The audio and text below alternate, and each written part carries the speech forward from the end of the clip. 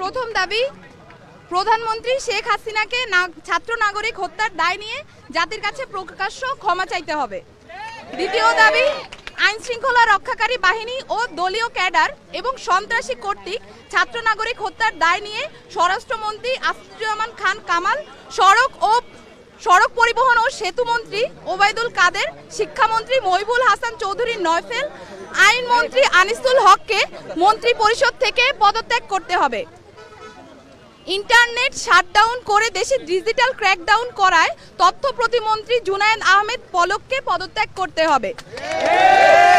আন্তর্জাতিক মিডিয়ায় শহীদ শিক্ষার্থী এবং আন্দোলনরত শিক্ষার্থীদেরকে ড্রাগ অ্যাডিক্ট বলে কুরুচিপূর্ণ ও মিথ্যা বক্তব্য দিয়ে এবং আন্দোলনকে ভিন্ন খাতে প্রবাহিত করার চেষ্টা করায় তথ্য প্রতিমন্ত্রী মোহাম্মদ এ আরাফাতকে পদত্যাগ করতে হবে।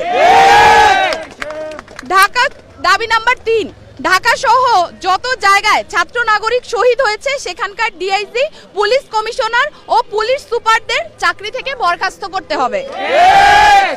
দাবি নাম্বার 4, ঢাকা বিশ্ববিদ্যালয়, জগন্নাথ বিশ্ববিদ্যালয়, জাহাঙ্গীরনগর বিশ্ববিদ্যালয়, রাজশাহী বিশ্ববিদ্যালয় এবং চট্টগ্রাম বিশ্ববিদ্যালয় সহ সারা দেশের প্রত্যেকটি বিশ্ববিদ্যালয়ে যেখানে ক্যাম্পাসে আইন শৃঙ্খলা বাহিনী কর্তৃক শান্তিপূর্ণ আন্দোলনে হামলা হয়েছে প্রত্যেকটি বিশ্ববিদ্যালয়ের ভিসি এবং প্রক্টরকে পদত্যাগ করতে হবে।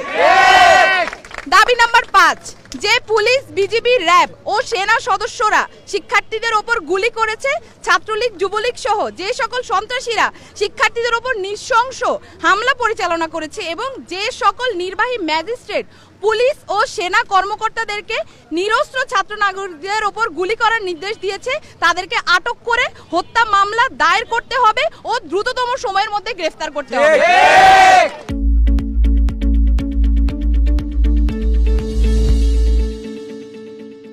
দাবি নাম্বার 6, দেশব্যাপী যে সকল ছাত্র নাগরিক শহীদ ও আহত হয়েছে তাদের পরিবারকে অতি দ্রুত সময়ের মধ্যে যথাযথ ক্ষতিপূরণ প্রদান করতে হবে।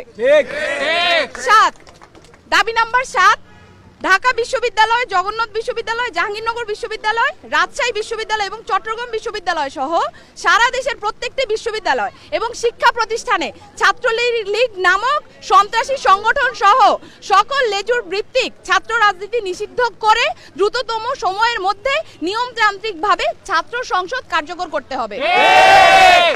দাবি নাম্বার 8, অবিলম্বে সকল শিক্ষা প্রতিষ্ঠান ও হলগুলো খুলে দিতে হবে।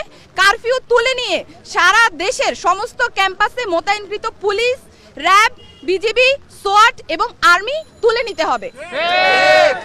দাবি নাম্বার 9, বৈষম্য বিরোধী ছাত্র আন্দোলনের সাথে সম্পৃক্ত শিক্ষার্থীদের একাডেমিক ও প্রশাসনিক কোনো ধরনের হয়রানি করা হবে না, এই মর্মে অঙ্গীকার করতে হবে।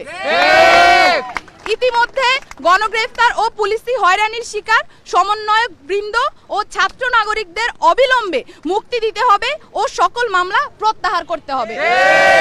এই ছিল আমাদের 9 দফা দাবি এবং এই 9 দফা দাবিকে সামনে রেখে আমরা আমাদের আন্দোলন পরিচালনা করছি এবং আজকেও আমাদের যে কর্মসূচি সেই কর্মসূচি থেকে আমরা বলতে চাই অবিলম্বে অতি দ্রুত আমাদের যে 9 দফা দাবি সেটা মেনে নিতে হবে।